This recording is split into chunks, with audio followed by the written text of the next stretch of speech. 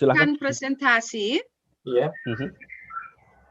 Bisakah nanti saya mempertunjuk PowerPoint saya atau perlu kita tes itu sekali dulu?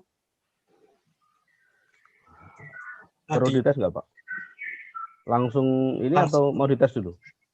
Langsung Pak bisa. Langsung bisa ya. Iya.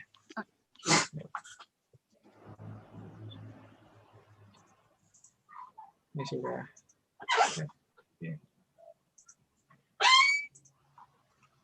Baik, saya buka Pak untuk webinar kali ini. Assalamualaikum warahmatullahi wabarakatuh. Bismillahirrahmanirrahim. Selamat sore dan salam sejahtera bagi kita semua. Semoga senantiasa kita selalu diberikan kesehatan untuk dapat beraktivitas di tengah berbagai keterbatasan di masa pandemi. Perkenalkan, nama saya Bagas Narendra Parahita sebagai host pada kesempatan webinar yang diadakan oleh Pendidikan Sosiologi-Antropologi FKIP UNS dengan tema Future Making, Enviromental Change, and Sosio-Economic Transformation in Indonesia. Yang terhormat Dr. Renat Nur Hadi, SHM sebagai Kaprodi Pendidikan Sosiologi-Antropologi FKIP UNS, sekaligus moderator pada acara webinar kali ini. Yang terhormat Bapak Ibu dosen Pendidikan Sosiologi-Antropologi UNS yang telah bergabung di Zoom, dan yang kita tunggu-tunggu Dr. Michaela Hawk sebagai pembicara utama, serta selamat datang kepada seluruh peserta webinar yang telah bergabung dalam webinar kali ini, via Zoom ataupun di YouTube. Pada kesempatan webinar kali ini, materi akan disampaikan oleh pembicara tunggal. Beliau dari Jerman, walaupun jauh, tetapi kita dapat bertemu di ruang maya webinar secara daring. Izinkan saya untuk menjelaskan secara singkat biografi singkat pembicara kita. Dr. Michaela Hawk adalah seorang senior lecturer di Departemen Antropologi Sosial dan Budaya di Universitas Cologne dengan minat perubahan lingkungan dan etnografi di Indonesia. Dr. Hawk telah mendedikasikan riset di Indonesia kurang lebih selama 20 tahun. Berbagai prioritas penelitian dari Dr. Hawk berfokus pada perubahan sosial dan ekonomi, politik, lingkungan, perubahan pedesaan, kesenjangan sosial, ekologi politik, gender, hak atas tanah, penggunaan lahan dan pengelolaan sumber daya, serta antropologi lingkungan. Terkait dengan berbagai proyek penelitian, ya, beliau sangat intens mendalami berbagai praktik penguasaan tanah adat, ya. Bahkan nampak di riset-riset beliau di beberapa tahun terakhir, ya, memang fokus meneliti tentang kemiskinan, desentralisasi di Kalimantan Timur, kajian relasi kekuasaan di Indonesia, perubahan yang terjadi pada masyarakat adat, kemudian serta implikasi dan tantangan orang tua yang memang bekerja di lapangan. Adapun beberapa aturan yang harus kita sepakati secara bersama demi kelancaran webinar kali ini, ketika pembicara sedang memaparkan materi, fitur audio dan video untuk seluruh partisipan di webinar akan kita nonaktifkan.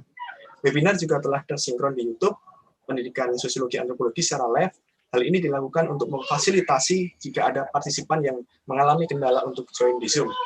Kemudian, peserta juga dapat bertanya seputar materi ataupun diskusi yang masih relevan dengan tema webinar kali ini. Bisa dilakukan via chat Zoom, dapat juga memanfaatkan fitur chat di YouTube, ataupun bertanya secara langsung dengan pembicara setelah sesi pemaparan materi. Yang terakhir, terkait dengan e-sertifikat akan diberikan pada pendaftar webinar yang melakukan absensi ketika webinar nanti berlangsung.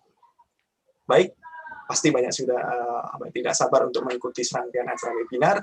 Untuk kelancaran proses pemaparan materi dan diskusi, waktu saya berikan kepada Bapak Nur Hadi sebagai moderator. Silakan Bapak. Ya, terima kasih banyak Pak Bagas atas waktu yang diberikan kepada saya. Selamat datang Michaela, selamat datang Mas Madi. Terima kasih sudah bersedia hadir pada acara kita pada sore hari ini. Waktu itu kita sempat bicara itu, kita mau mengadakan acara jam 1 siang itu. Tapi saya pikir terlalu pagi di Jerman. Akhirnya kemudian kita undurkan sampai setengah 3 waktu Indonesia Barat. Dan hari ini kita akan membahas tentang tema yang sebenarnya telah cukup banyak dikaji oleh sekian banyak ahli. Namun dari sekian banyak kajian itu saya rasa tidak terlampau banyak yang memang secara khusus memfokuskan perhatiannya kepada proses-proses perubahan yang mengaitkan antara persoalan lingkungan dengan persoalan sosial ekonomi, terutama di kawasan-kawasan luar Jawa. Selama ini kajian yang dilakukan tentang Indonesia lebih banyak terpusat kepada Jawa. Memang ada sebagian penelitian tentang luar Jawa, namun dari sisi proporsi saya rasa tidak terlalu banyak. Dan Dr. Hauk ini adalah salah satu pakar yang secara intens mendalami kajian tentang daerah luar Jawa, terutama Kalimantan, dan ini dilakukan selama 20 tahun terakhir, seperti disampaikan oleh Pak Bagas tadi. Dan yang ingin saya sedikit sampaikan terkait dengan tema ini adalah bahwa kalau kita tidak pernah berada di luar Jawa, itu barangkali kita nggak pernah membayangkan betapa perbedaan yang lumayan ekstrim antara Jawa dengan luar Jawa. Di Jawa kita terbiasa menikmati berbagai macam fasilitas, berbagai macam infrastruktur yang sudah bagus, sinyal yang sudah bagus, kemudian fasilitas kesehatan, pendidikan dan lain sebagainya, yang itu kelihatan bahwa selama ini pembangunan di Indonesia itu cenderung timpang dan memberikan lebih banyak prioritas kepada Pulau Jawa. Dan akibatnya adalah daerah-daerah luar Jawa itu relatif kurang tergarap. Namun di balik situasi itu sebetulnya juga terjadi sejumlah perubahan di wilayah luar Jawa. Tentu tidak secepat perubahan di Jawa, dan barangkali perubahannya tidak selalu mengarah kepada proses industrialisasi. Nah, oleh karenanya kami hari ini kita mengajak Profesor Dr. Hauk untuk menyampaikan materinya, berbagi gagasan, menyampaikan wawasan-wawasannya, terutama terkait dengan pengalaman beliau selama ini melakukan penelitian tentang kawasan luar Jawa dan terutama Kalimantan, dengan harapan agar kita dapat melakukan refleksi tentang apa yang selama ini terjadi, dan kita dapat memproyeksikan kira-kira ke depan wajah Indonesia akan seperti apa. Saya tidak mau jadi pembicara kedua, saya ingin segera saja memberikan kesempatan kepada Mikaela untuk menyampaikan materinya. Nanti silakan Mikaela, kira-kira nanti menyampaikan materinya 45 menit lah kira-kira. Kalau agak lebih sedikit tidak apa-apa, kalau kurang jangan terlalu banyak.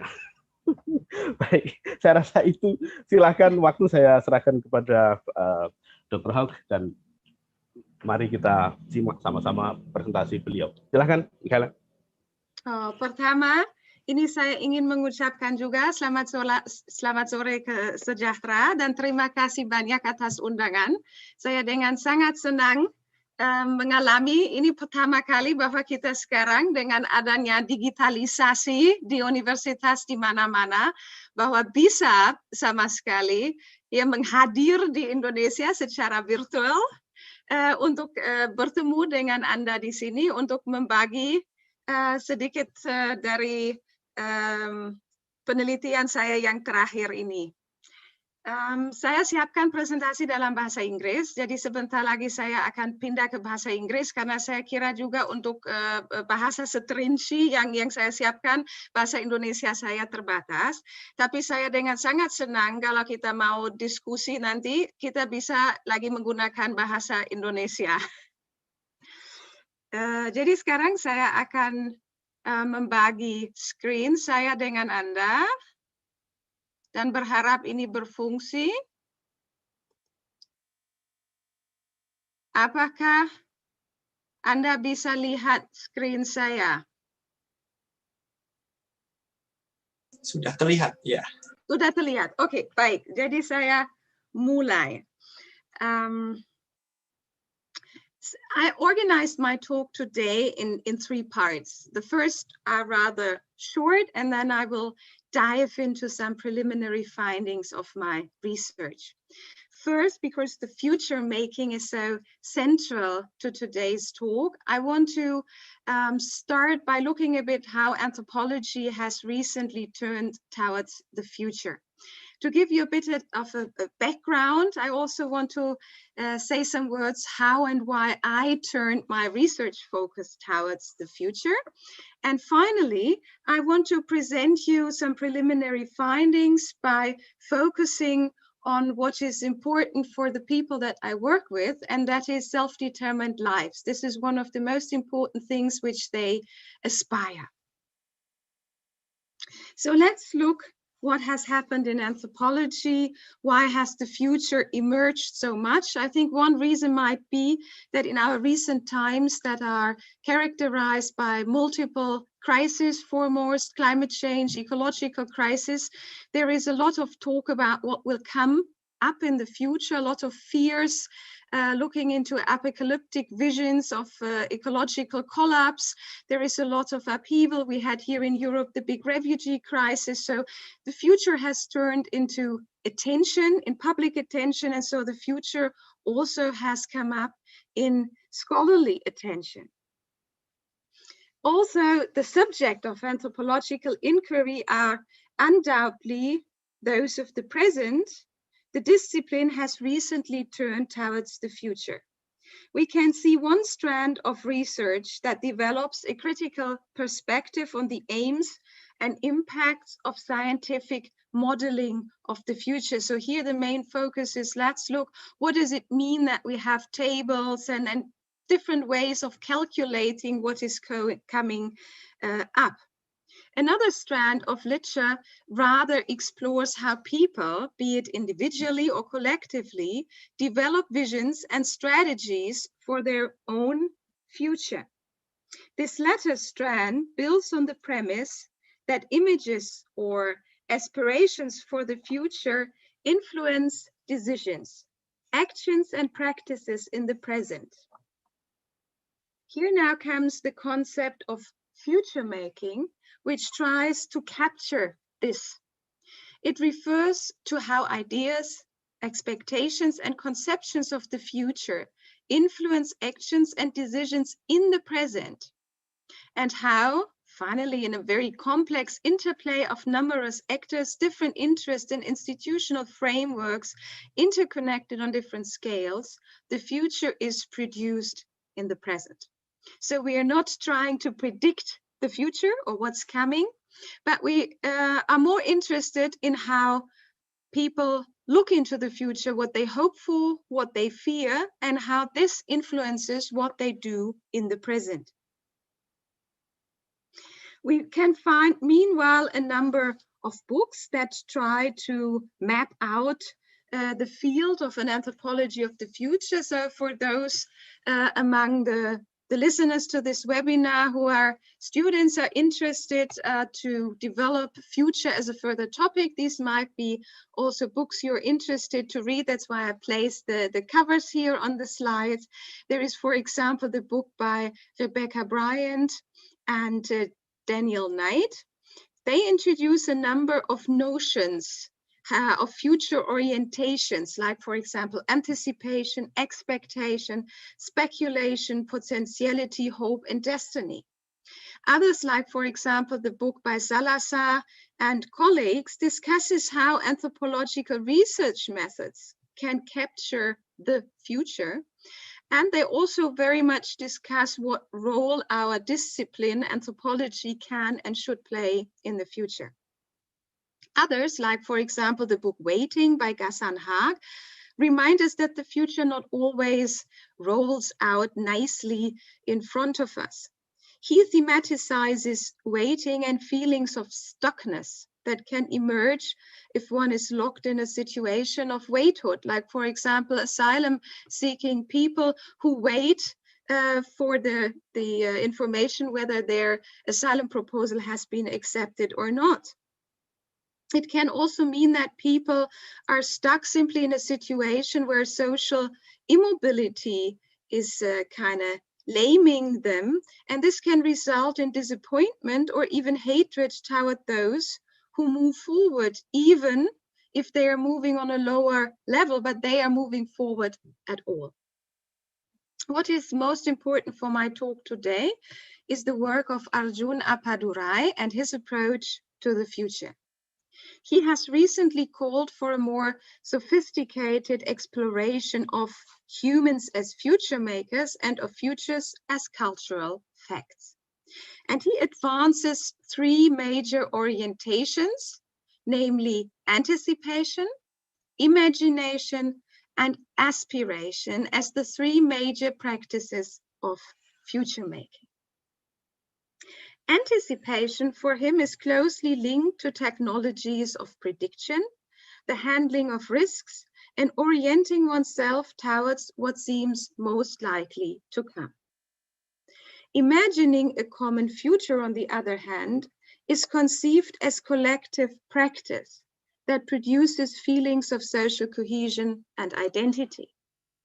Aspiration, in turn, is closely related to hope and to pursuing what we, or people in different places, respectively, consider a good life. Appadurai associates the practices of anticipation, imagination, and aspiration with different understandings of the future in terms of probabilities and possibilities.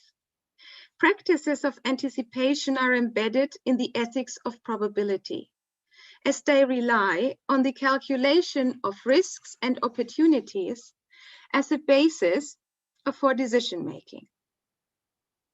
Practices of imagination and aspiration, on the other hand, follow an ethics of possibility, which consists of those ways of thinking, feeling, and acting, he writes, that increase the horizons of hope, that expand the field of the imagination, that produce greater equity in what I, and this is Appadurai who uses the I, have called the capacity to aspire. Appadurai further argues that the capacity to aspire is a cultural capacity in the sense that it takes its force within local systems of values, meaning, communication, and dissent.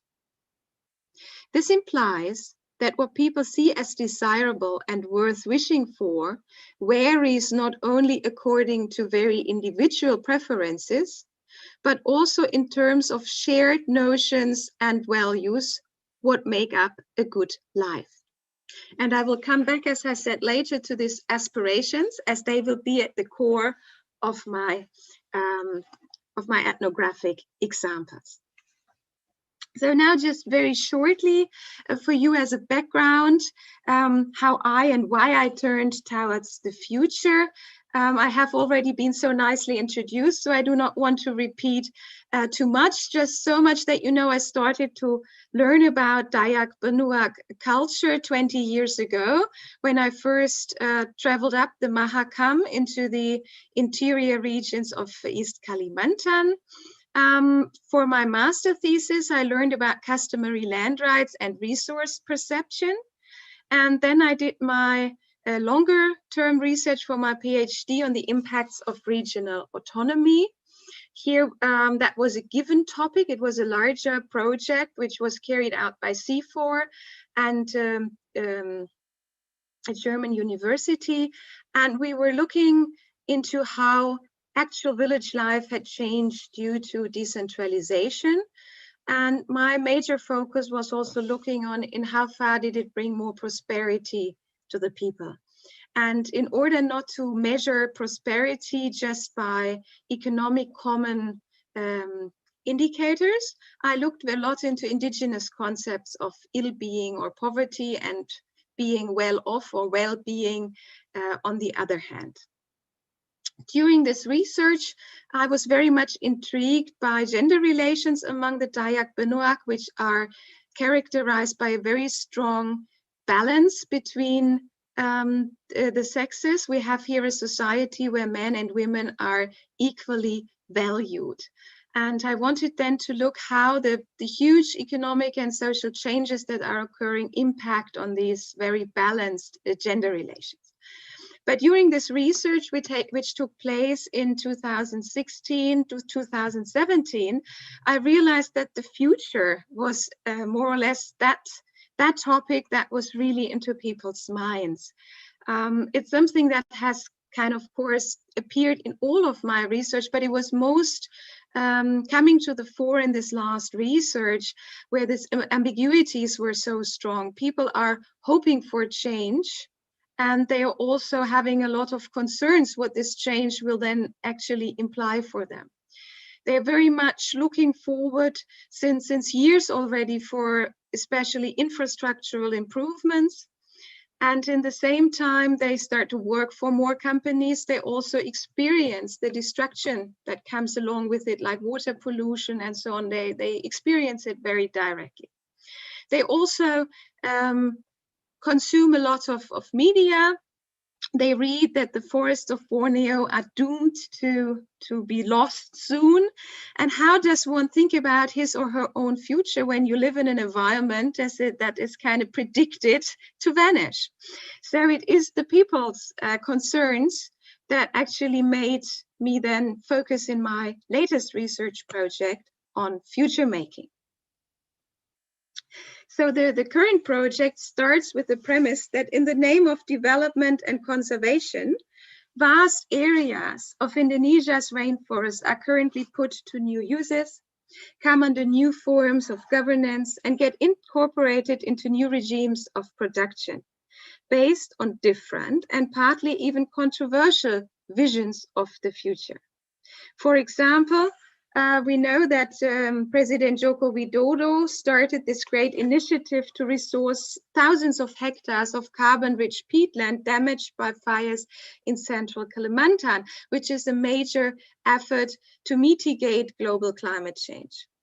On the other hand, the master plan for acceleration and expansion of Indonesia's economic development for the period 2011 till 2025 designates Kalimantan as the center for the production and processing of national mining and energy reserves.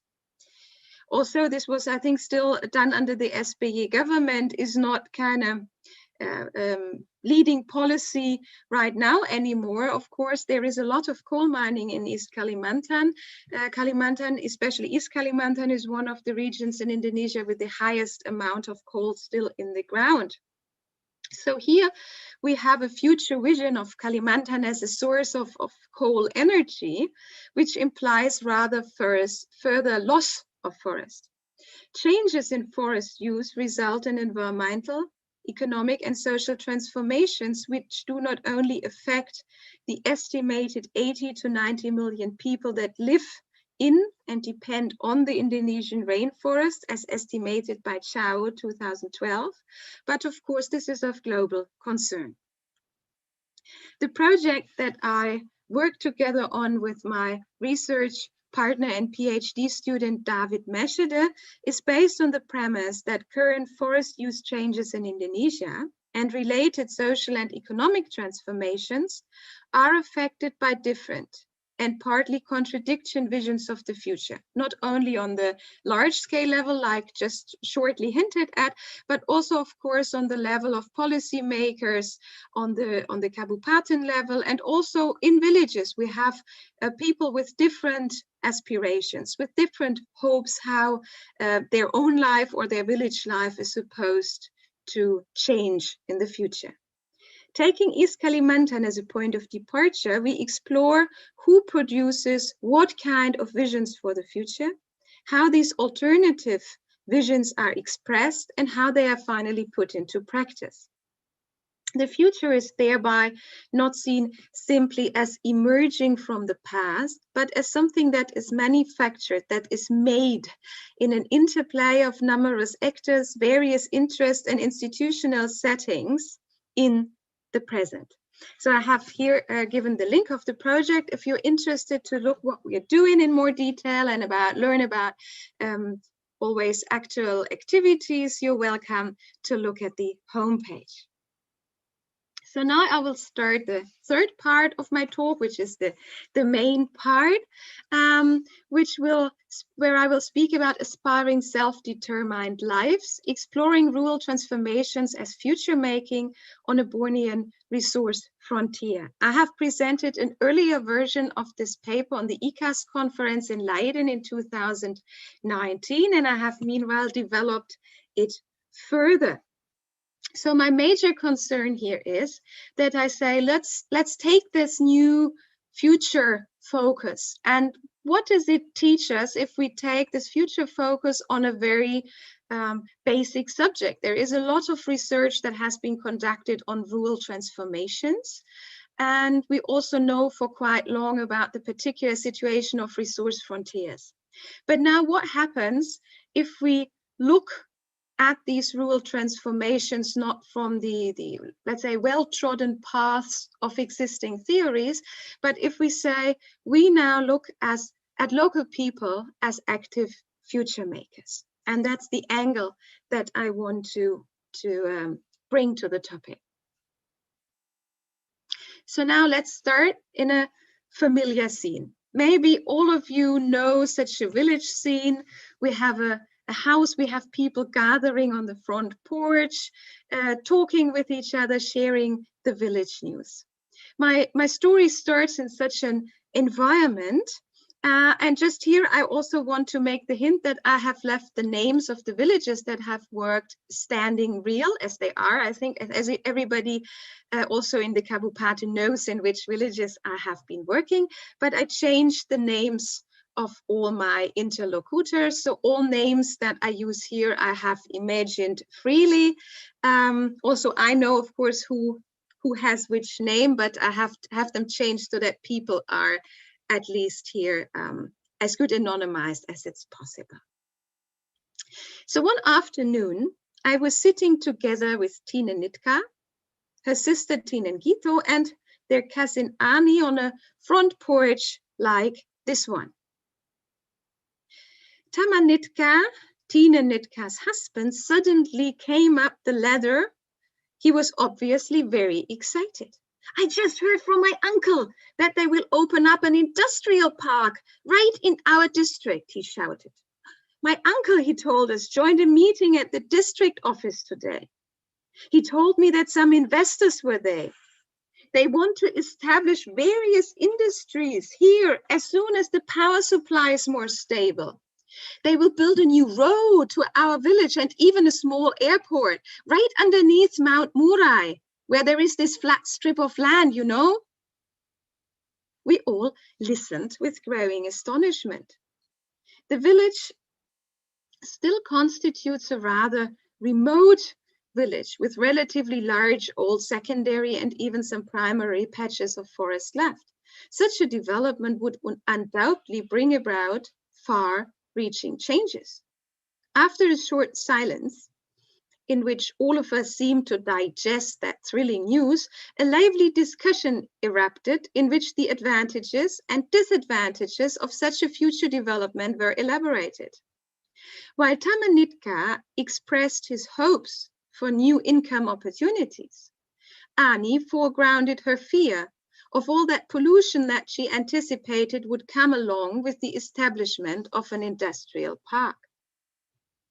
They all expressed the hope for improved infrastructure that would undoubtedly come along with the intrusion of companies into this rather remote region. However, they also expressed the common fear that they would have to give away their customary land for these new enterprises, while maybe others, and not them, would gain the major benefits. The ambiguity which characterized the discussion is common to similar situations in many places along Southeast Asian resource frontiers, where social, economic, and ecological transformations are taking place at an unprecedented rate and reach, and where, as Viola Schreer has put it, change is hopeful and feared at the same time.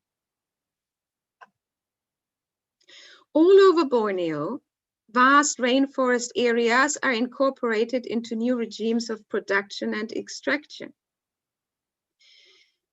Indigenous communities like the Dayak Benuak that I work with often find themselves being squeezed in between conservation efforts on the one side and rapid deforestation caused by continuous logging, forest conservation for agri-industrial plantations, and mining projects on the other hand. Also, conservation efforts and processes of deforestation are, of course, heading into different directions. They can both have far-reaching implications for land ownership, economic practices, food security, labor issues, and social inequality.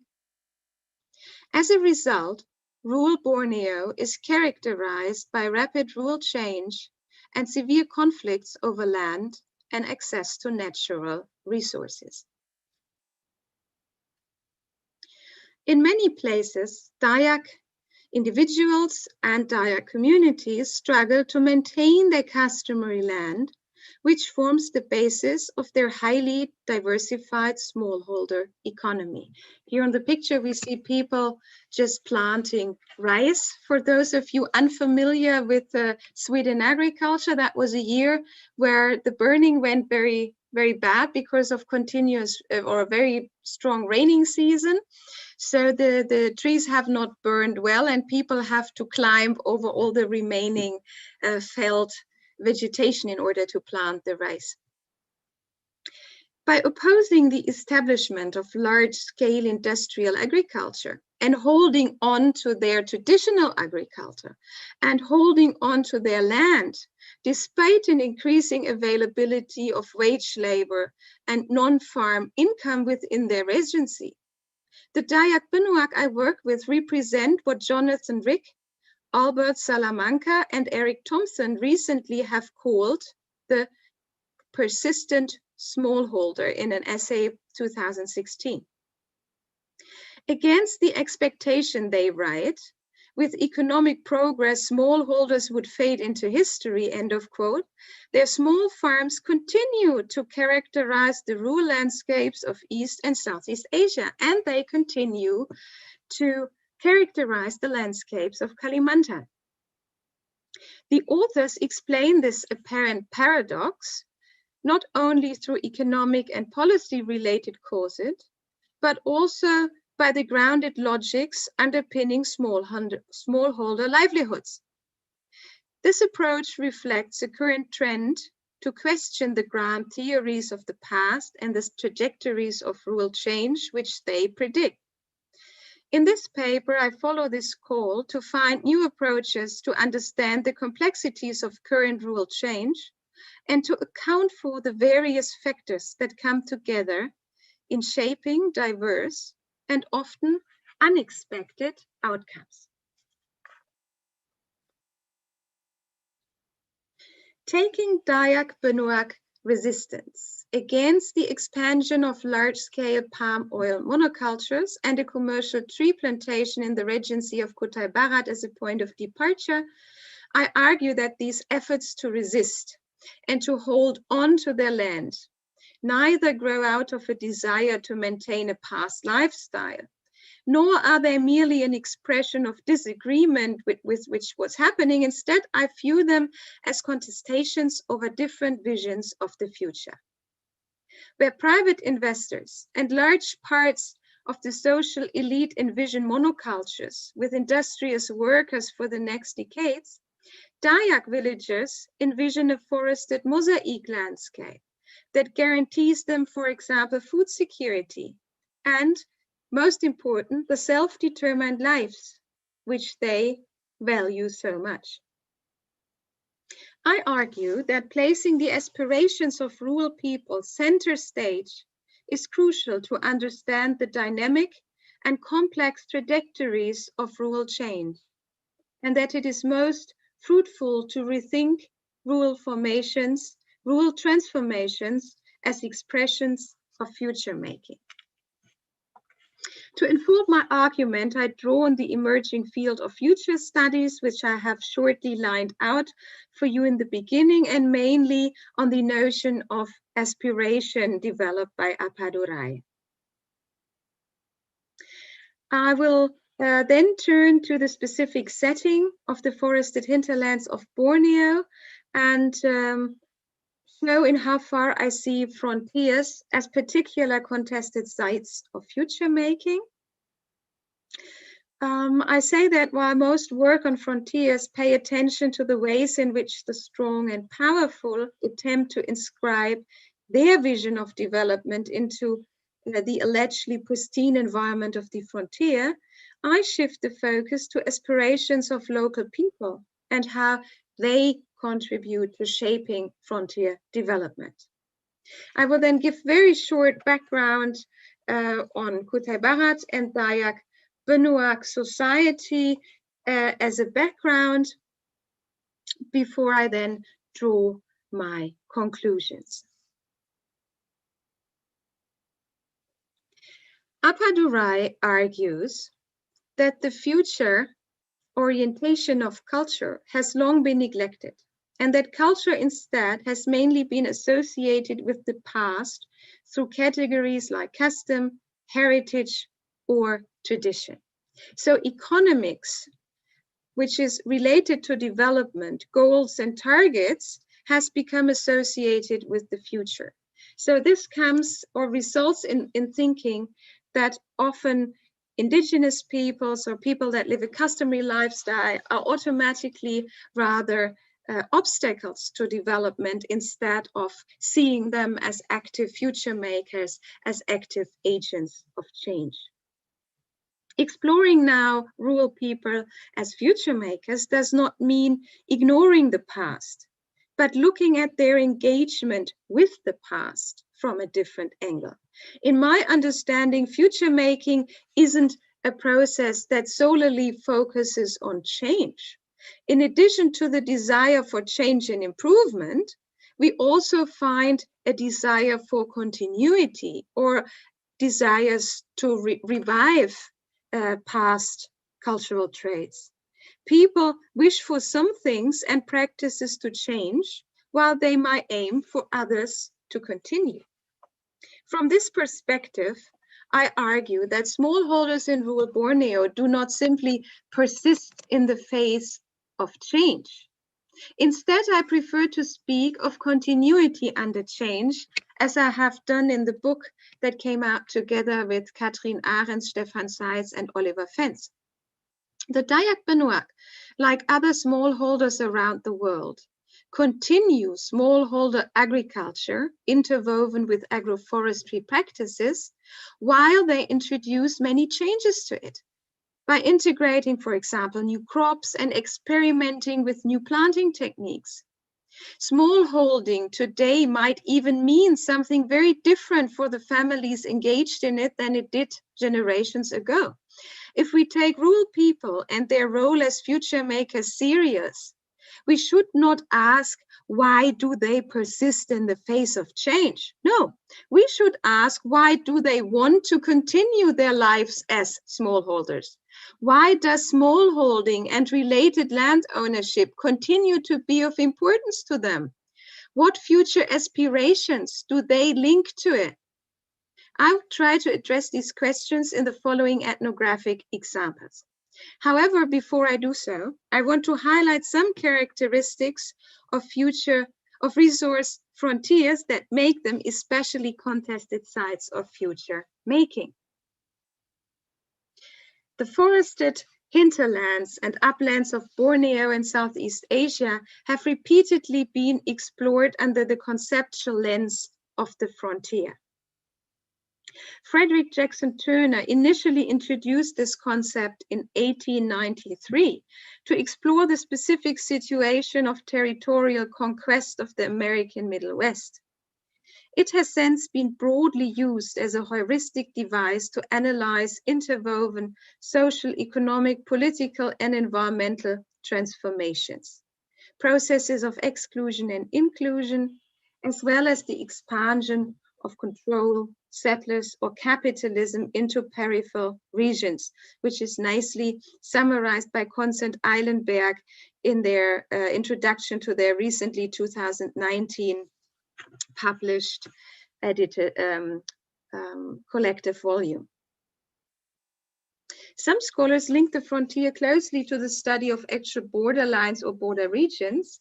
Others are instead more interested in the dynamic processes through which particular places are constructed and partly several times reconstructed as frontiers.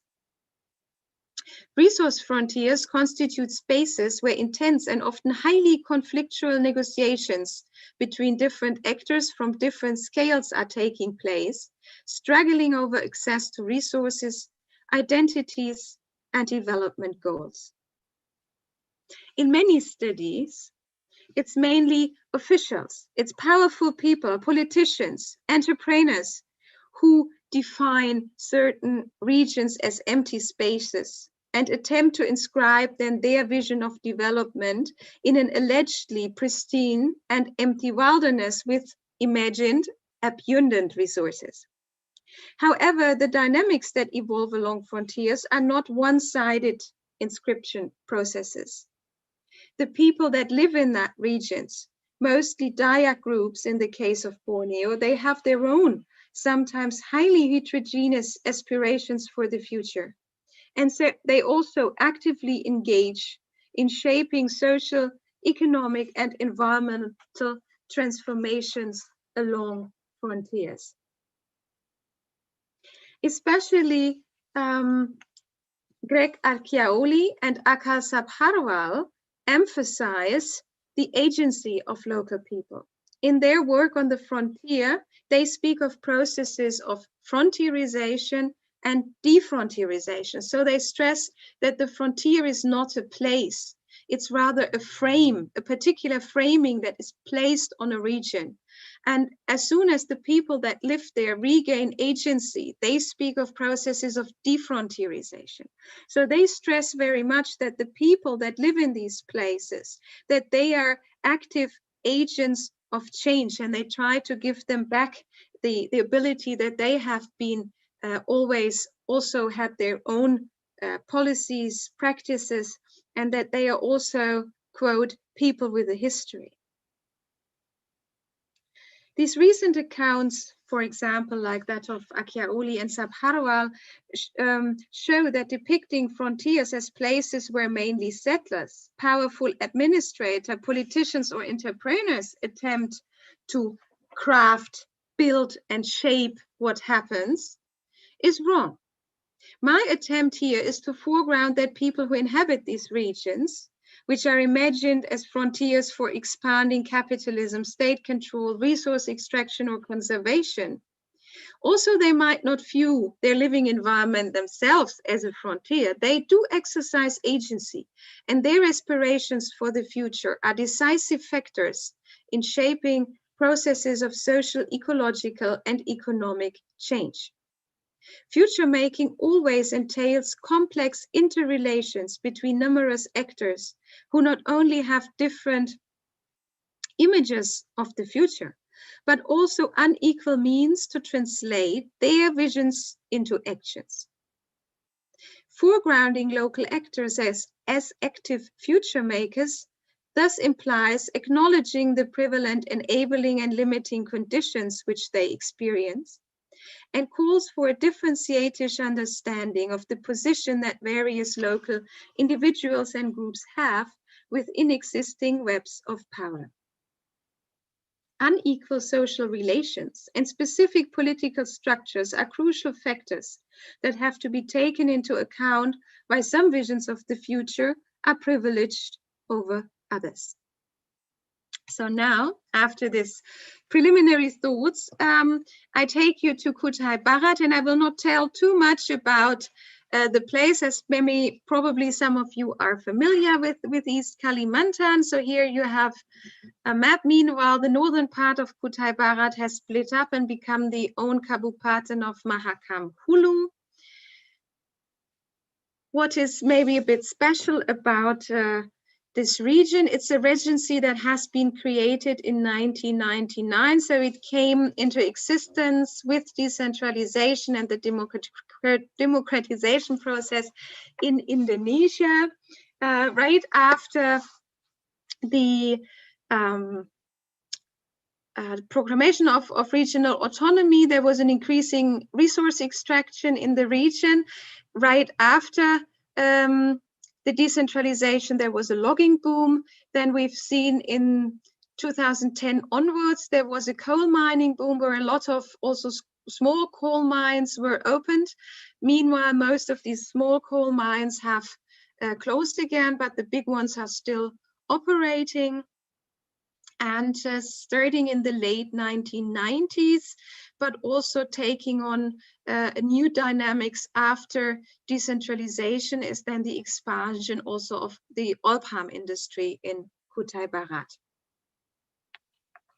With the creation of the Kabupaten, Dayak groups became the majority within the regency. That was a big step forward for ethnic groups that had experienced severe marginalization during the Orde Baru, and particular the Dayak Benuak are now the second largest ethnic group in the regency of Kutai Barat. They are well presented in local government and have such gained new self-determination with autonomy daerah. Most Dayak Benuak villages practice a combination of the subsistence agriculture and a variety of other economic activities that are integrated into the surrounding market economy. So they value a highly diversified economic strategy, which is characteristic for many Dayak societies throughout Borneo. So now we start with the first ethnographic story. Therefore, I take you to the village of Moranayan, close to Tanjung Isui, which is located at the confluence of the Ohoken and the Nayan River. In 1996, before I went to Kalimantan, an oil palm company started land clearing activities in that area and established a base camp and a nursery approximately 1 kilometer from this village. Also, the company promised high incomes, improved infrastructure, and a plantation scheme that would include smallholders. Most villages of Moranayan and the surrounding settlements rejected these plans. People feared that with the conversion of rice fields and fallow lands, as well as rubber, rattan, and forest gardens into oil palm plantations, they would lose their subsistence. However, the initially peaceful and later on violent resistance of the villagers remained unsuccessful and was finally stopped by the police and the military. There are several publications that have been written about this protest, but this will not be now in the focus of my talk. For us here, it's important to know the people resisted, but it didn't make much change, and the palm oil estates were established on Moranayan land. Now, when I arrived in the village in 2004, the atmosphere was very depressed. Large parts of the village area had been converted to oil palm monocultures, and further forest areas, particularly a lot of rattan and rubber gardens, had been lost through severe forest fires, which had raged in the region between autumn 1907 and April 1908. Some of these fires were related to land clearing activities by the oil palm company. The large majority of the villagers, 70% of the households, made a living by working on the oil palm plantation as day laborers. At that time, they earned 25,000 rupiah a day. That was in 2004. The villagers complained bitterly that they now had to work as day laborers, harian lepas, on land which they had previously cultivated as independent farmers. They said they could still stand in these oil palm fields and exactly remember and know where previously their rice field had been or where their rice hut had been. They further disliked being ordered around on the plantation. "I don't want to be told what to do. I'm not a slave," was a phrase I often heard. And this comment relates to the previously stratified social order of the Dayak Benuak. Until the early 20th century, they distinguished between nobles, manti, commoners, merentika, and slaves or bondmen or bondwomen called ripatan. Commoners could become ripatan, for example, through debt. However, most slaves belonged to a different ethnic group and were bought or captured during war raids. Stories suggest that the actual daily living conditions between merentika, even nobles and slaves, weren't too different. But the major difference was that ripatan could not decide for themselves. So there weren't big economic differences. They would not eat different food. They would not be dressed so differently. But the big thing is that every pattern could be told what to do. Today, social status mainly depends on age, formal education and customary knowledge, economic success, and the ability to maintain harmonious social relations. However, the Dayak Benua continue to highly value individual autonomy and link not having individual autonomy to a low social status. Carol Colfer observed a similar situation among the Dayak Kenya. She writes, quote, "I was struck by the rarity with which anyone of either sex interfered with anyone else's autonomy," quote end. Only an older person or one of being in a higher social position within the kinship system might tell a younger one what to do. So this strong dislike for becoming a day laborer is not only because people have before independent farmers on this land, they lost this land, and further on top, and second, and very severe for them, they are now ordered around, which is also the social stratification is not practiced anymore. It is still linked to a very low social status. When I returned to Moranayan then in spring 2017, the situation had changed enormously. While in 2004, this whole village was totally characterized by a depressed situation where I had the feeling maybe people will walk away, maybe young people will leave this village and it will just not be there anymore. In 2017, it was totally different. This village was brimming with enthusiasm for the future. What had happened? The majority of the households were now making a living again from rubber tapping. Only 5 individual people continued to work at the nearby palm oil plantation. Rubber trees, which the villagers had planted again back in 2004 and 2005 in order to restore their burned forest gardens, have meanwhile become productive. This has enabled the villagers to regain their self-determined lives as smallholders. So they're not working on the plantation anymore as harian lepas. There are now other people, especially trans-migrants and spontaneous migrants who take who work on that plantation, and the villagers are back again with the remaining land that they have become independent smallholders again. Encouraged by the establishment of a crude palm oil factory close to the village in 2010, families who still own enough land have now started to plant oil palm gardens of 1 to 4 hectares themselves. They hope to be able to integrate oil palms into their diversified economy, just as they have done that with rubber in the past.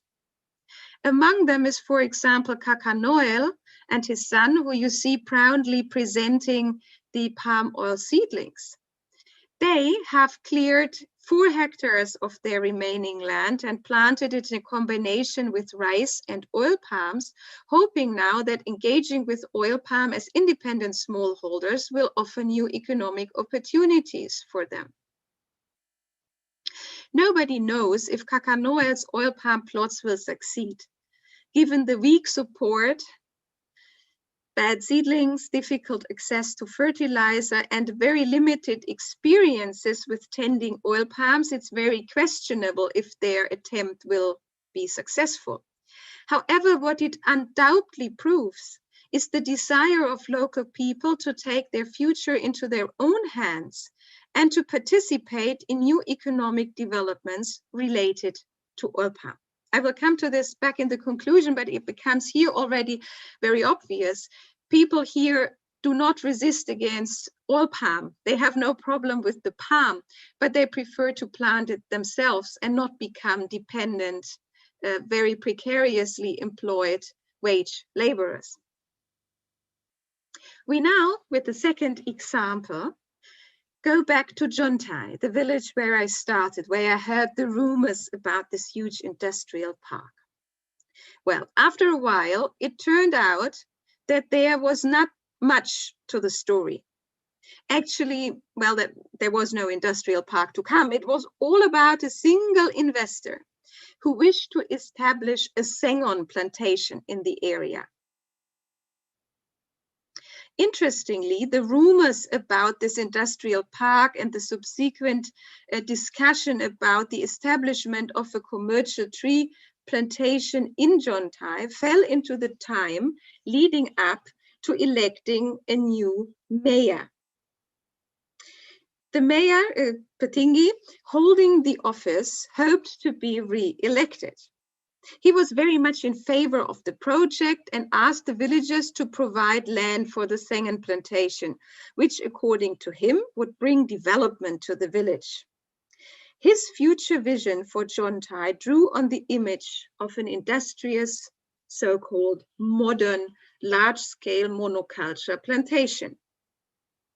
His major rival, who also wanted to become Petinggi, Tamandali, rejected the project. He argued that the villagers could plant sengon trees on their own and that it was not necessary to give their land away to an investor.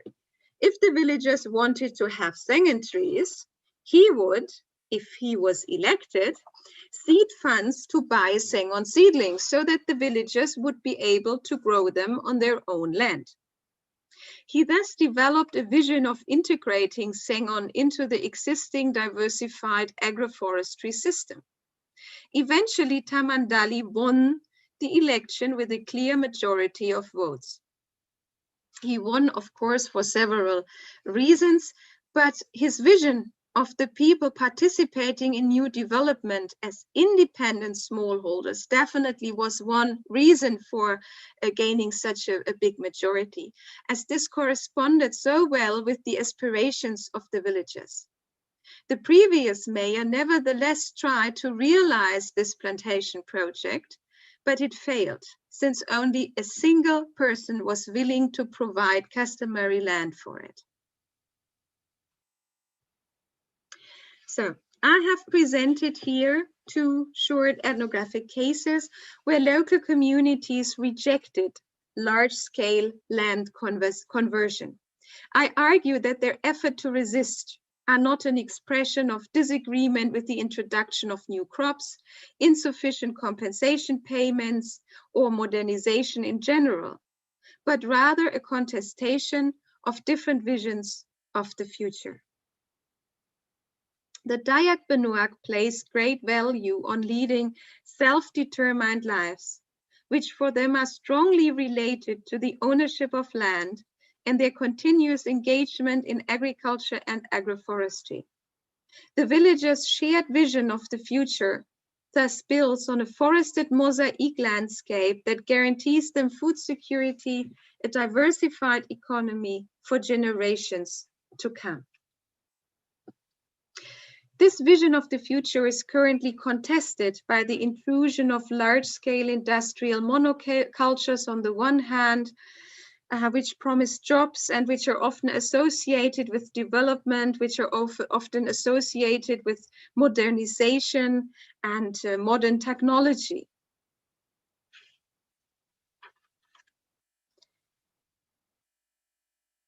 However, these kind of modernizations are linked to a rapid deforestation, environmental degradation, and enclosures in the name also of conversion that challenge the continuity of the highly flexible and resilient combination of Sweden agriculture, trading with agroforest products, and non-farming activities found throughout Bornean societies.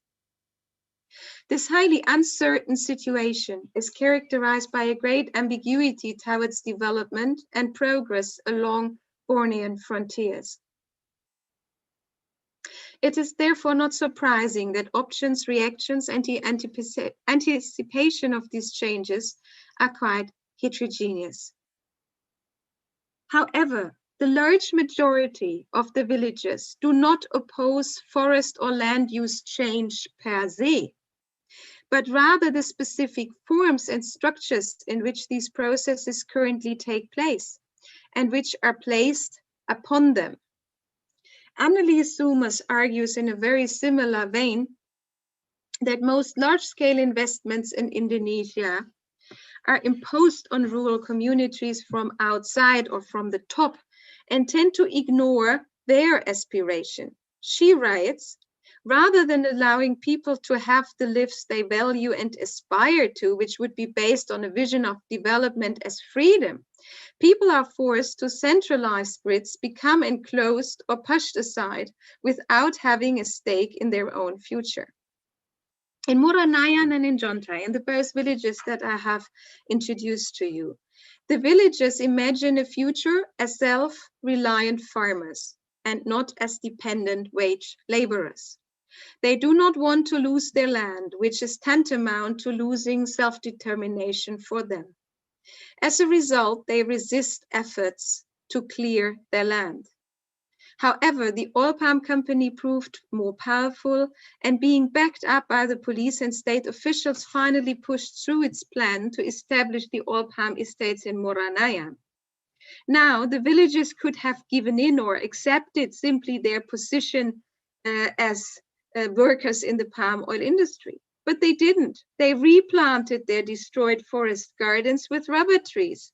And a large majority of villagers was successful in realizing their vision of becoming self-reliant again.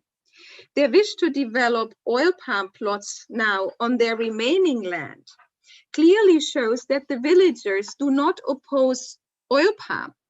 They are open to integrating this new crop, which promises high yields and involvement in new modes of production, but they want to participate in shaping the very conditions of their involvement. The inhabitants of Jontai are equally willing to integrate sengen trees into their diverse agroforestry system, but they don't want to give their land away. In comparison to the struggle in Moranayan, they are in a much better situation. Regional autonomy has meanwhile led to a stronger acknowledgement of customary rights in Kutai Barat.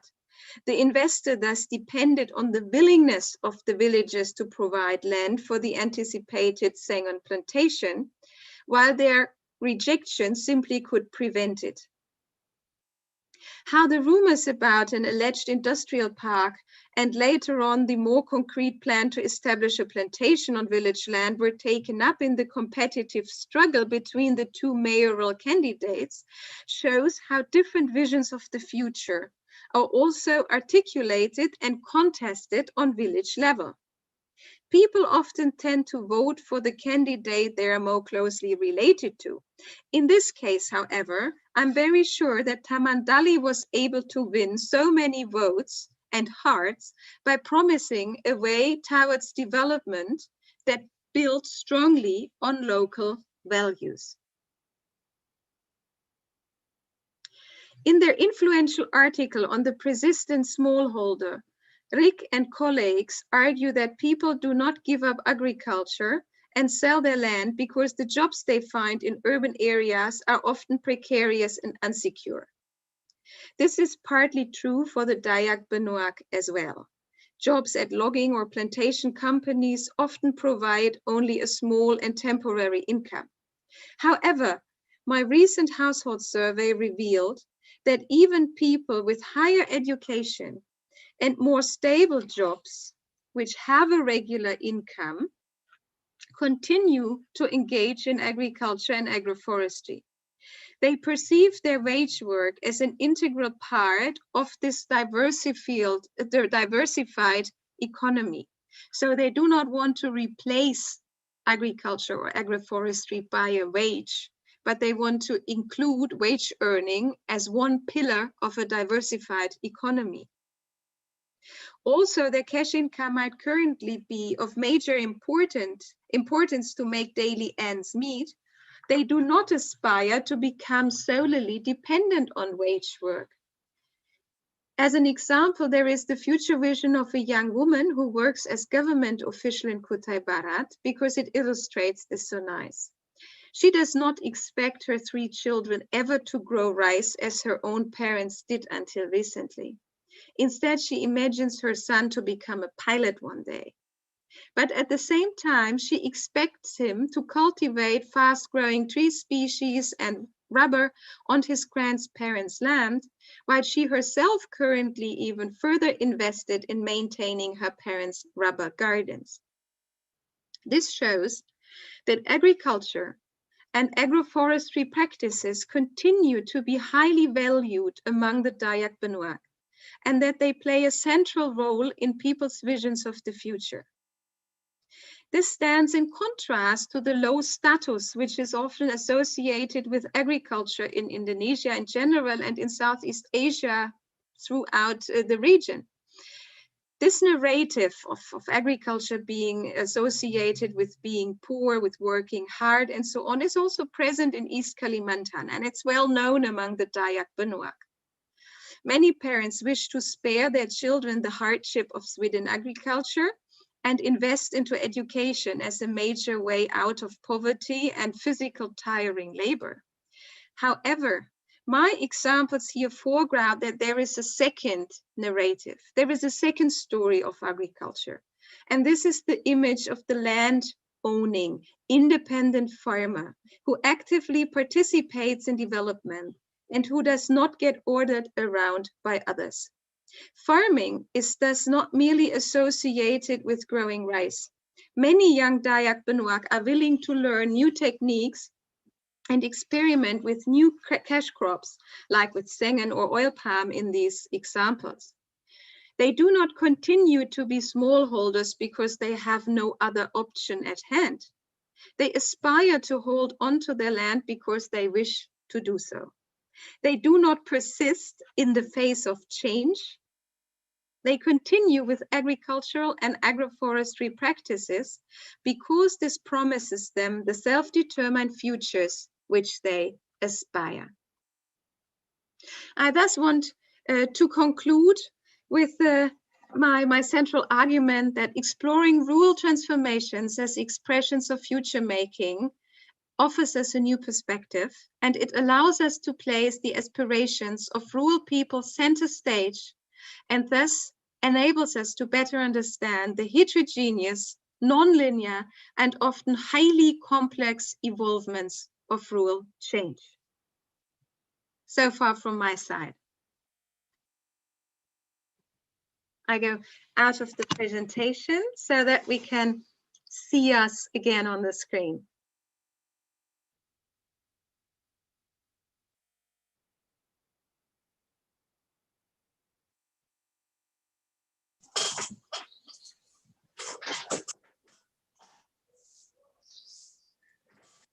Terima kasih Dr. Michaela atas pemaparan materinya. Untuk keberlanjutan diskusi dan pertanyaan, silahkan partisipan bisa menyampaikan beberapa pertanyaannya di kolom chat di Zoom ataupun di kolom chat di YouTube.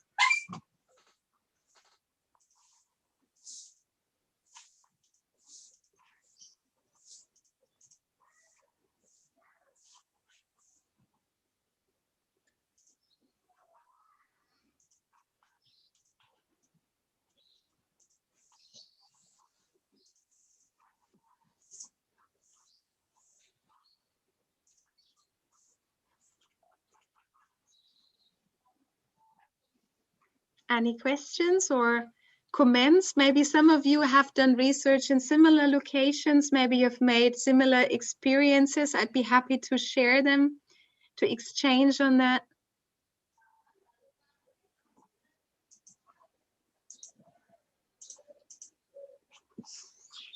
Silahkan para partisipan jika ada pertanyaan terkait dengan pemaparan materi dari Dr. Michaela tentang berbagai perubahan lingkungan yang terjadi di Kalimantan Timur, khususnya yang dialami oleh masyarakat adat, yang khususnya dampak-dampak berbagai relasi kuasa yang akhirnya dialami oleh masyarakat adat di Kalimantan Timur. Silahkan para partisipan untuk mengirimkan pertanyaan dan bisa dijadikan salah satu kajian atau diskusi pada sore hari ini.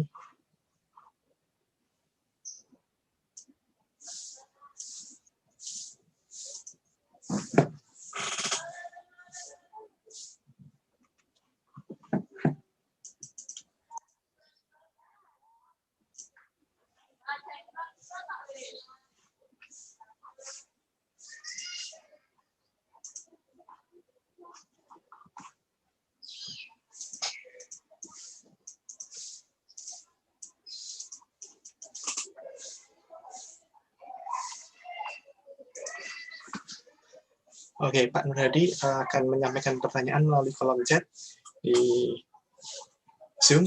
Silahkan Bapak Nur Hadi.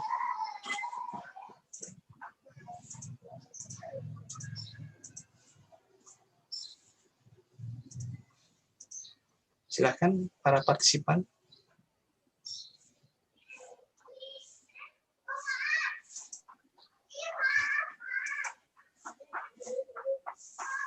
Yeah, first of all, I would like to thank you for the presentation, Michaela. Terima kasih banyak atas presentasi. I was holding my breath during your presentation because it was really astonishing and very, very interesting. But the experience as Javan is quite different from what is or has been happening or currently experiencing by people in Kalimantan, of course. And yeah, I would like to give. I would like to ask you a short question about this about your presentation. I remember when I was working in the Faculty of Forestry in 2000 until 2004. I read some stories about what was happening in Kalimantan, and at that time the major discourse about Kalimantan was about people's resistance, about the land use change in that area. People reject all kinds of exploitations, all kinds of, for example, the natural resource exploitation of that area. But now it is likely that the people in Kalimantan have been changing in their visions about the future. For example, I was told that the people there, for example, some children there are hoping that in the future they want to become a pilot instead of working as a farmer, and it's really interesting. Yeah, and how do you find what is your opinion about the role the role of education? I mean, the formal education of that for the people in Kalimantan in changing their aspirations to the future. Is there any role they play? Yeah, please. Well, first I must have to say that these findings are preliminary because due to the corona pandemic, I could not go back to the field recently. Also, my PhD student who wished to start doing field research in February, March this year couldn't enter. So these are preliminary dates which are not yet covering a large number. But so from the small data which I collected, it's very interesting. Yes, education does play a role, but maybe a bit different than I had thought in the beginning. Atau saya coba sekarang pakai bahasa Indonesia ya. Kalau bahasa saya kurang, kosakata saya kurang lengkap, nanti saya menggunakan bahasa Inggris untuk mengisi kata yang kurang. Yang saya menemukan sebenarnya beda dengan apa yang saya duga saya akan menemukan. Justru di rumah tangga yang agak kesusahan secara ekonomi, orang sering mengucapkan mimpi untuk hanya keluar dari pertanian. Mereka mimpi tentang kehidupan yang lebih baik, punya gaji yang jelas, dan banyak orang tua kerja keras secara fisik, memang kerja keras usaha supaya anak dapat pendidikan, supaya bisa keluar dari pertanian. Mereka malah siap jual tanah atau jual yang mereka masih punya untuk seperti buka jalan keluar. Justru di rumah tangga yang lebih stabil atau rumah tangga yang bisa dianggap kecukupan, bukan kaya raya tapi kecukupan, di situ di mana pendidikan lumayan tinggi, orang sangat mengharap meneruskan pertanian dan agroforestry. Karena yang seperti tadi menyampaikan, mereka harap mengintegrasikan kerja sebagai pilot, kerja sebagai pegawai negeri, tapi tetap sekaligus jalan juga punya kebun karet sekian hektar, punya sekian hektar di mana mereka mungkin uji coba bagaimana tanam kelapa sawit atau tanam sengon. Mereka justru ingin meneruskan satu kaki di pertanian, satu kaki di agroforestry, satu kaki di wage work, di pekerjaan tetap. Jadi mereka justru ingin memperkembangkan dan meneruskan ekonomi yang sangat berbasis keanekaragamaan dan rumah tangga yang sedikit lebih berada, mereka mampu untuk menjalan beberapa strategi sekaligus karena mereka nanti menggunakan misalnya gaji dari pegawai negeri lagi untuk beli bibit untuk bikin lagi kebun karet baru. Mereka punya modal untuk investasi juga ke yang lain. Jadi sebenarnya keinginan justru di orang yang pendidikan menengah atau ke atas sangat harap untuk meneruskan pertanian dan agroforestry. Ya, terima kasih banyak, Michaela.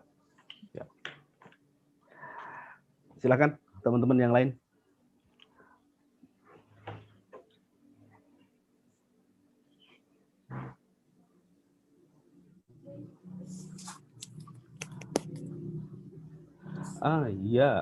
Ada. There is a question from participants. The first question is regarding the conditions in East Kalimantan, who will get benefits most? Why there is no protest from the indigenous people? This is the first question. Yeah, and the second one is coming. Yeah, later, please. Yeah. Saya harus bilang pertanyaan yang satu saya belum paham sepenuhnya. Okay. Siapa akan beruntung dari apanya? Supaya saya bisa. Ya, di dalam situasi perubahan ini mana yang lebih diuntungkan? Apakah masyarakat atau korporasi atau perusahaan begitu di dalam situasi yang tengah berubah sekarang ini di Kalimantan? Tergantung jelas investasinya. Itu susah untuk dijawab secara umum. Kalau saya bisa kasih gambaran secara umum, coba dari misalnya pertambangan batu bara, masyarakat dapat keuntungan sangat sedikit. Karena itu jelas mereka yang tinggal di setempatnya banyak menderita dari polusi. Nah, ada polusi ke air. That's acidic rock drainage. It's a natural process that occurs when rain is also washing over the open pit mines, which goes into the river. And dan yang bermanfaat dari segi di keadaan lokal itu orang yang punya pendidikan bagus dan yang bisa kerja di perusahaan seperti perusahaan batubara yang ada yang internasional khususnya, mereka biasanya bayar wage yang sangat bagus, mereka kasih banyak keamanan seperti juga keamanan kalau karyawan jatuh sakit, mereka ada fasilitas medis dan seterusnya, mereka ada cuti yang teratur dengan baik. Jadi untuk orang yang langsung kerja di perusahaan, mereka sangat suka kerja di perusahaan, khususnya perusahaan internasional dan perusahaan besar. Tetapi dari segi lingkungan, masyarakat sangat menderita karena fasilitas untuk seperti coba menghindari polusi dan lain-lain masih sangat terbatas. Dari palm oil investment itu mirip, yang sebenarnya paling untung sering itu kalangan atas, kaum investor, tapi biasanya untuk karyawan sangat sedikit. Itu salah satu alasan kenapa orang di Muranayan selalu ngeluh ke saya, bilang kami tidak mau kerja di kelapa sawit karena karyawan tetap sedikit. Yang karyawan inti yang tetap lumayan baik, mereka punya gaji standar, mereka punya kontrak yang jelas, dan mereka juga ada lebih banyak keamanan sosial. Untuk yang kerja harian lepas, sangat sedikit keamanan. Jadi mereka tidak senang kerja sebagai karyawan hari lepas. Dan mereka juga langsung tapi merasa dampak negatifnya dari semua kimia yang digunakan dari perkebunan kelapa sawit, kan banyak pupuk, banyak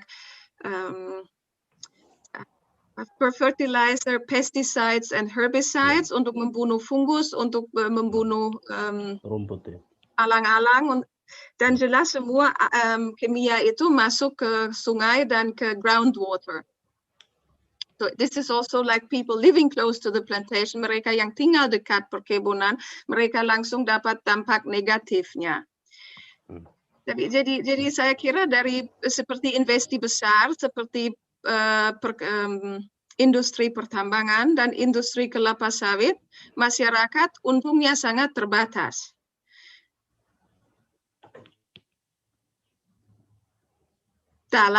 Mungkin saya tambah dalam secara itu dipraktek saat ini. Untuk khususnya saya kira untuk tambang tidak bisa terlalu ditambang secara kecil, tapi untuk di perkebunan kelapa sawit banyak orang yang saya kerja dengan mereka, saya lama kenal di Kalimantan, petani, mereka sebenarnya harap bahwa mereka lebih banyak didukung untuk memperkembangkan perkebunan kelapa sawit sebagai smallholder plantation. Mereka sangat harap dan mimpi bahwa kelapa sawit bisa juga ditanam oleh masyarakat, supaya masyarakat langsung bermanfaat dan tidak hanya membangun monoculture dalam skala besar. Nah, itu yang saya mau menggarisbawahi, karena sering juga khususnya di Jerman, sering ditunjuk seperti semua orang masyarakat adat karena mau hidup tradisional dan mencintai hutan, menolak sawit sama sekali. Itu tidak saya alami. Orang sebenarnya senang nanam kelapa sawit kalau itu di atas tanah mereka, dan kalau mereka yang mandiri sebagai independent smallholder bisa coba, mereka sangat harap ada dukungan untuk mereka dipelajari bagaimana tanamnya, untuk ada dukungan dari program kabupaten atau manapun untuk memperkuat mereka sebagai petani. Tapi selama ini saya lihat fokusnya dari policy maker lebih tetap untuk skala besar, untuk monoculture yang besar.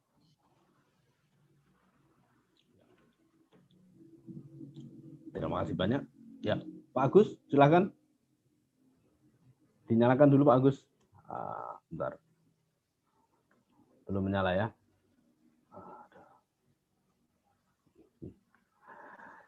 Ya, ada pertanyaan kedua dari peserta.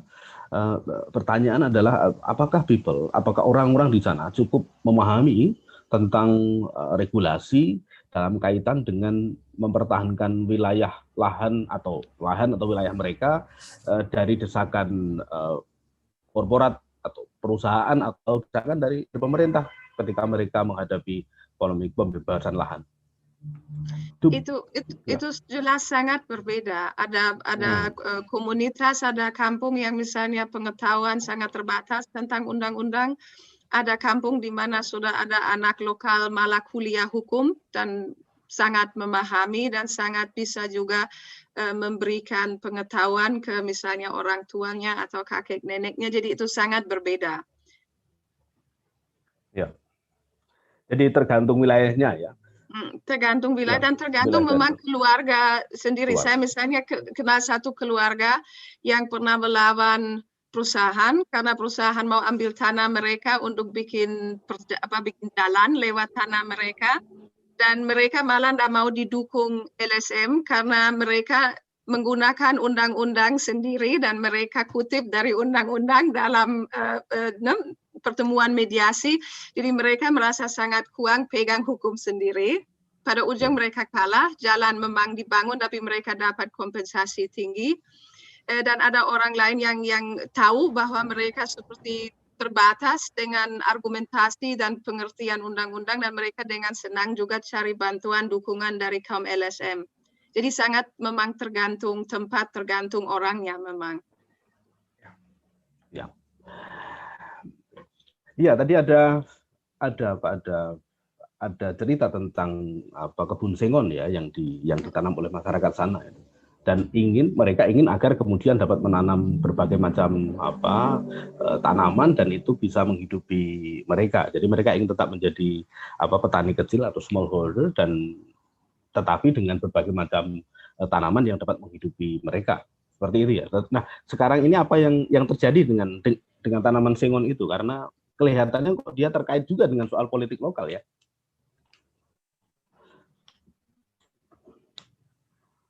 Ya, saya justru tertarik untuk lempar pertanyaan itu juga kembali ke Nur Hadi atau teman-teman lain di Jawa.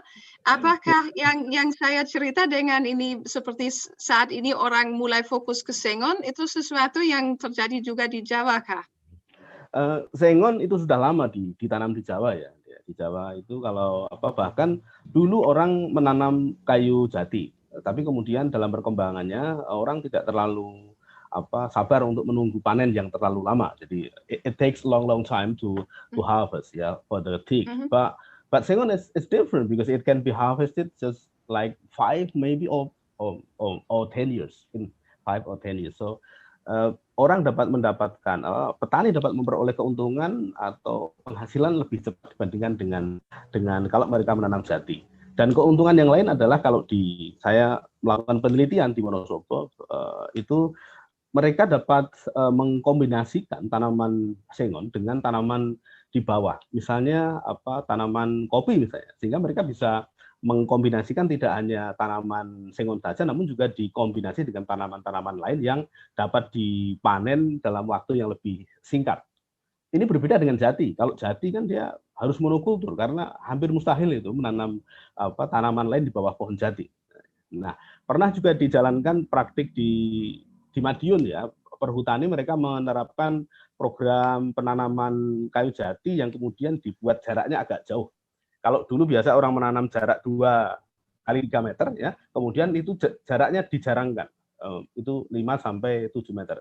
Tujuannya adalah agar kemudian petani dapat lebih memiliki kesempatan untuk dapat menanam lebih lama di lahan kayu jati itu. Namun tetap saja bahwa kemudian itu tidak dapat berlangsung selamanya karena begitu jati sudah tinggi kemudian ternaungi maka sudah tidak dapat lagi orang menanam di situ. Ya, itu yang terjadi. Ya.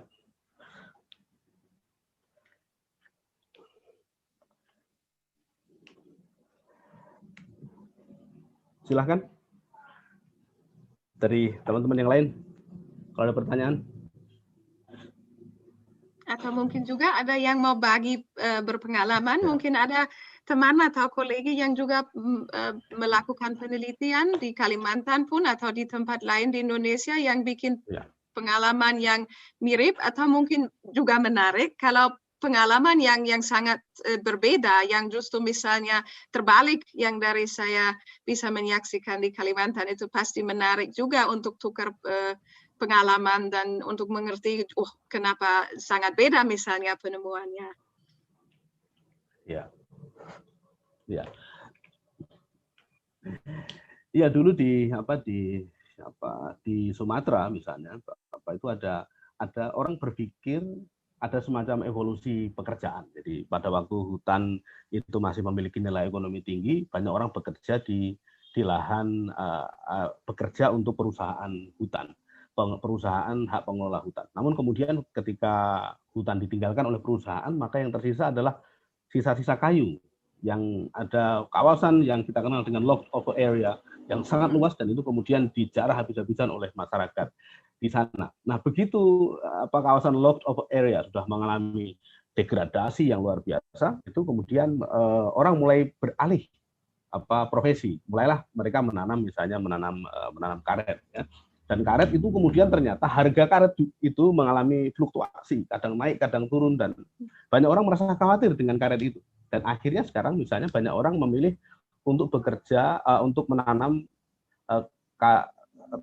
sawit di lahan mereka.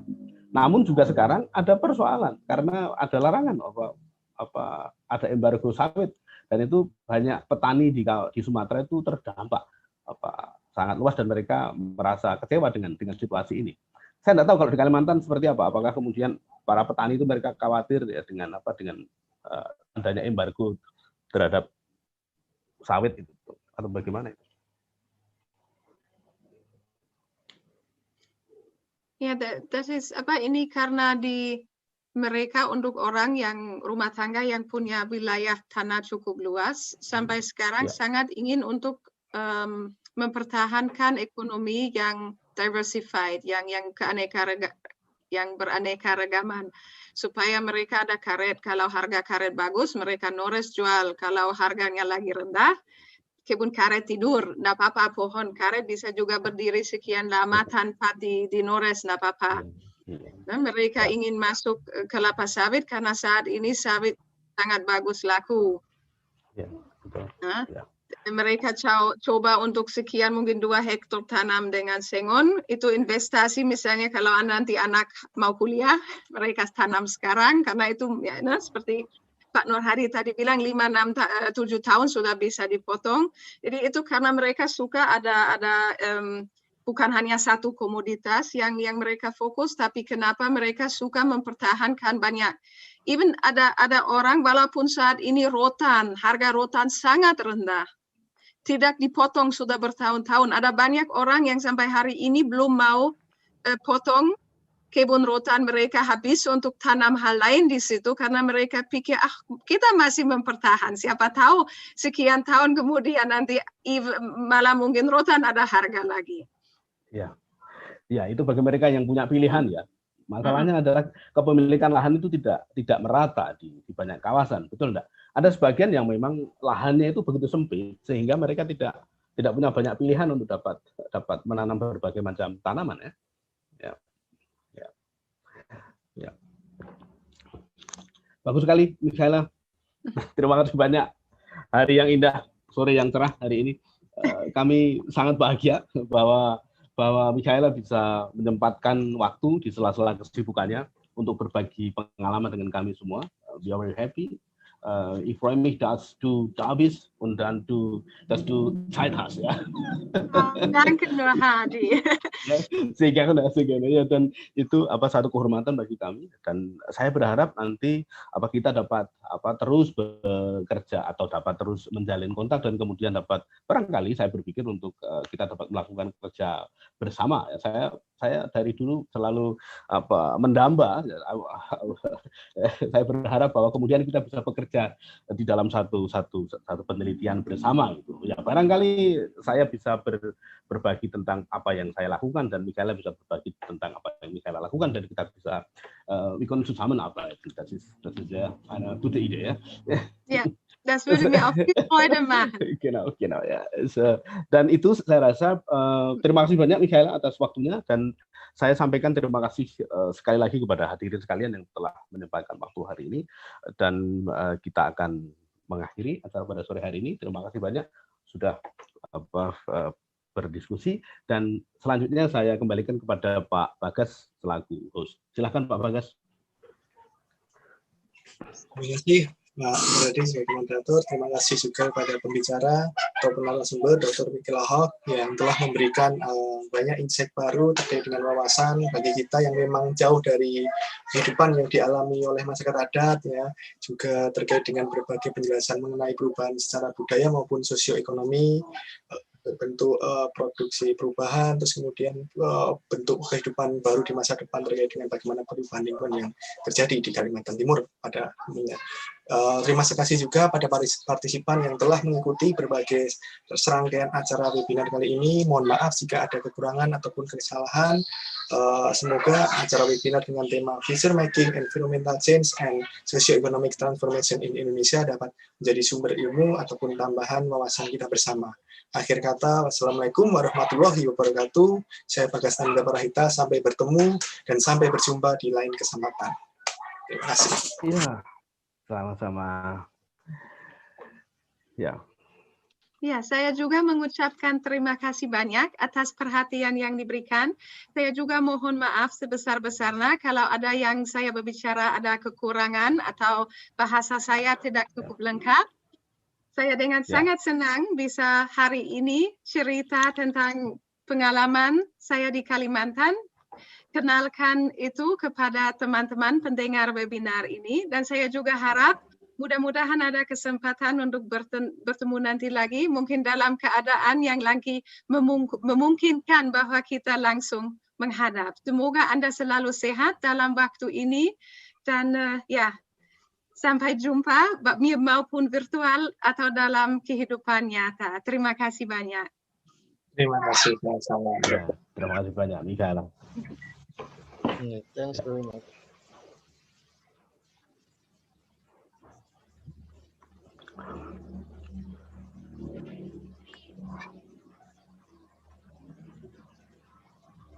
Ya. Dapat salam dari Ayu dan dari anak-anak. Terima kasih banyak. Ya. Ini bagaimana, Nur Hadi langsung akan juga lanjut ke tugas lain atau kita masih tunggu sebentar untuk sebelum saya keluar? Ya, kita ngobrol-ngobrol sebentar, karena lama tidak ketemu kita. Ya. Ya, apa namanya yang? Atau kita tunggu, saya lihat kita masih live. Ya, mungkin dimatikan dulu live-nya ya. Pak Bagas mau Jadi saya dimatikan bilang dulu. dadah kepada live stream. Sudah. Ya, oke, dimatikan dulu.